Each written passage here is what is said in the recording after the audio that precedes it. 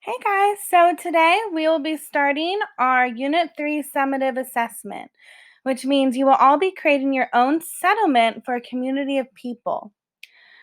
So I'm about to show you guys an example of the project that shows a settlement in a cold and snowy environment.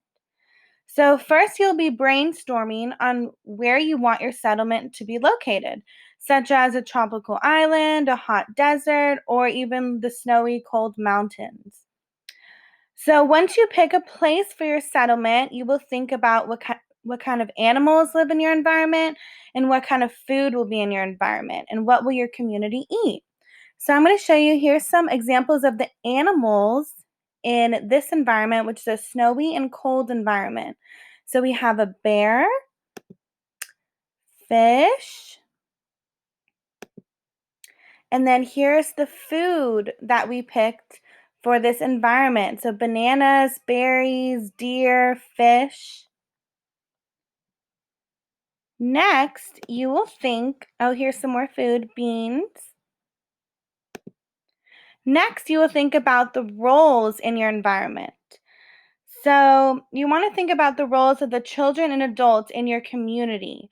So, think of questions like, what will the jobs be like? Will there be schools? So, here's an example of that. So, we have the kids, the school, the home, afternoon, parents hunting.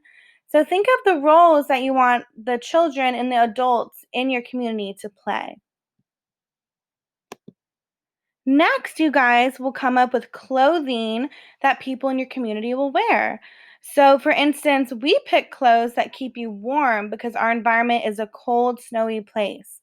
So, here are some items of clothing that you can use: shirt, jacket, coat, shorts, skirt, pants, shoes, sweater, scarf, tank top, hat, flip flops, gloves.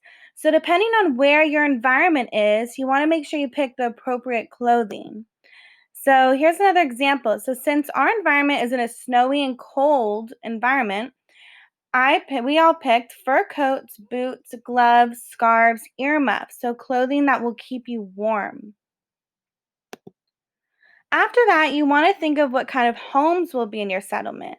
So you want to think of shelter. Shelter is a place that provides protection and it's also a home. So here are some examples you could use: hut, teepee, igloo, treehouse, a longhouse, underground house, a straw house. So think of what kind of homes will be in your settlement.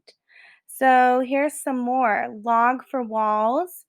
You can get really descriptive with it and think about what you want in your home. So furry, fluffy blankets to keep us warm, water because of the fire pit, hammocks so lots of us can stay in one house so it's warmer. Also, maybe you live in a really snowy, icy place, so you may pick an igloo, fluffy blankets to keep you warm, pointy sticks, rocks, a fence to protect us from the bears and other people. So you can get really into detail when you're thinking about your home and the homes in your community and how the people in your community are going to build those homes and what they're going to look like. After that, you're going to pick one learner profile that relates to the members of your community. So here are some examples. So open-minded. Here's an example of using open-minded. People in my settlement are open-minded because they accept and respect others. Here's an example of caring. People in my community are caring because they help each other. And here's an example of knowledgeable. We know a lot about the plants and animals in our settlement and can teach others, which makes us knowledgeable. So these are all different learner profiles you can pick for your project. So once you finish this and you draw out your clothing, your homes, you pick your settlement, you talk about the roles that the adults and children are going to play in your environment. Once you're all finished, you can present your project to the class.